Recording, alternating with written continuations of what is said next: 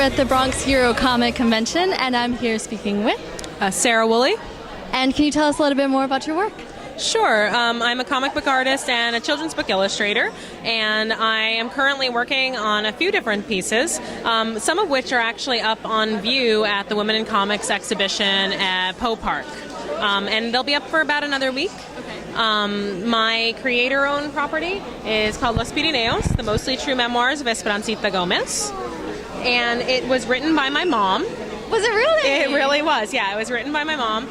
She's my collaborating partner. Yeah, we meet once a week and work on comics together. You're not serious. No, I'm totally serious. This is like the best We have a fry date. Yeah, we have a fry date. Has she always been a writer? No, she was not always a writer. She was not always a writer, but about 3 years ago, she started writing her memoirs. Okay. And I grudgingly, not even like nicely, I grudgingly at one point looked at them. Yeah. And I stayed up the whole night.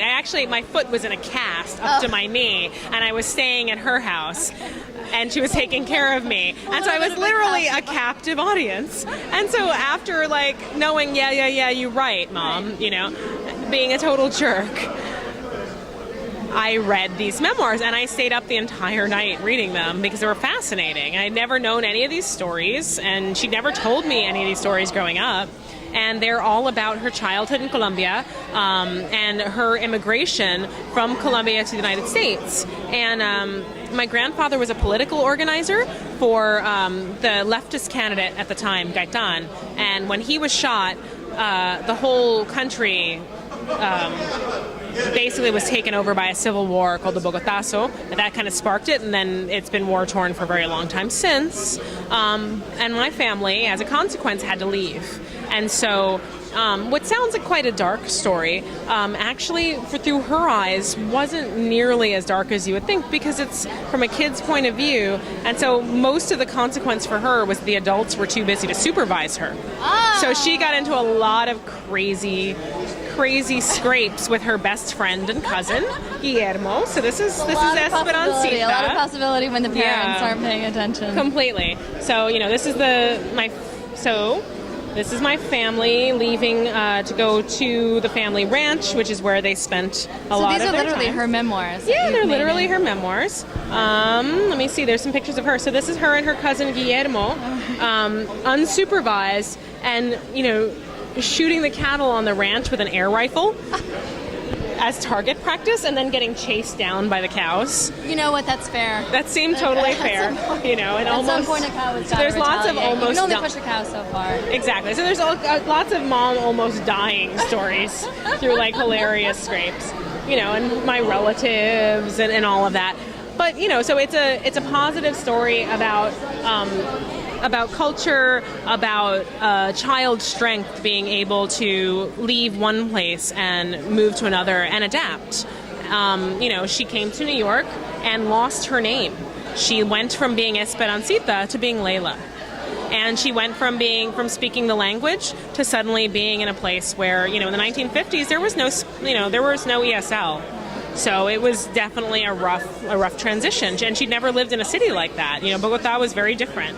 And this encapsulates the entire memoir? This is are you volume doing one. Excellent. Volume 1. There's 3 of them. So the second and third should be coming soon. Excellent. Yeah. And you're self-publishing, is that correct? Or I'm still talking to publishers, and I do have people that are interested. But for right now, we've released it as a limited edition. What would you call it? A teaser. Limited edition teaser. I love it. And the artwork is just beautiful. Oh, thank you. Yeah, the artwork is, so I hand draw everything, and then I... oh, look, the clouds. Yeah, so I'll put it down here. I use Photoshop as a digital collage tool. So I hand dye my papers, and I scan fabrics, and then from there I assemble it all digitally. So anyway, that's a little bit about the process. And you have a range of your own work beyond this as well, Sure. Is that correct? Yeah. So this stuff here is, they're my zombie roller derby girls. What? Yeah. And those are being done for a board game that's coming out called Zombie Roller Derby. And so what you do is you assemble your team of derby girls against an opposing team of brain-eating derby girls, and then chaos ensues. But it's like a trading card game. Scary to start with. You bring in like the brain eating. Exactly. Yeah. Yes. So it's going to be like a physical board game. Yeah, like trading cards. Who's putting it out? It's being put out. Right now, they're just Zombie Roller Derby, the board game, and they're doing a Kickstarter. So we'll see who's pulling it out. Yeah. And then the last thing I think I have here, I have a few other sci-fi books that I'm working on, but this one, it's called Soul Crime. Soul Crime. Okay. This is for adults, not for kids. Got it. And it is a book of true crime stories put out by an Italian publisher, Round Robin Editrice. Okay. And they're all true crimes that take place in New York.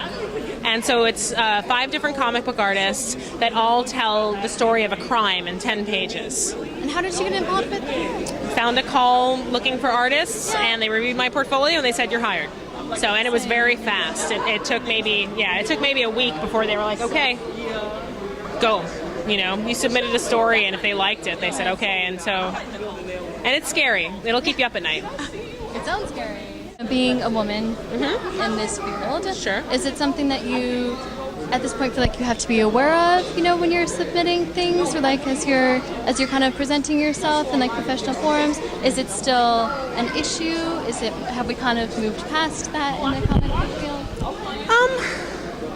I mean, I want to say that I'm still aware of it all the time, but I mean, aren't you aware of it in any field, right? I mean, in journalism, it's a thing to be a female journalist. In business, it's a thing to be a businesswoman. I mean, it's not necessarily about the field of comics, it's about who we are as a culture and the changing role of women through our culture. So comics, I think, because of all of the superheroes and the, big busted ladies and like men in tights and all of that, definitely shows that, but it's just a symptom of a larger cultural shift, I have had moments where people were like, don't really believe that I'm an exhibitor, and then I'm like, no, that's my table. That you drew this? Like, yeah, I drew this. I've had that happen, but I think any girls had that happen when they assume that you're somebody's girlfriend or something if you're there.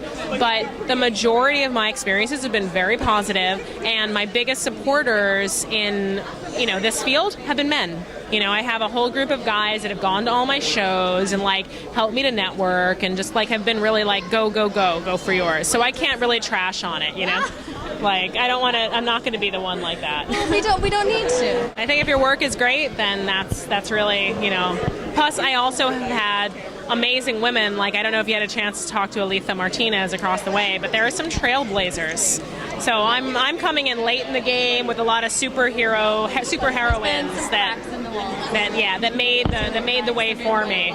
As we all have. Yeah. And where can people find out more about your work?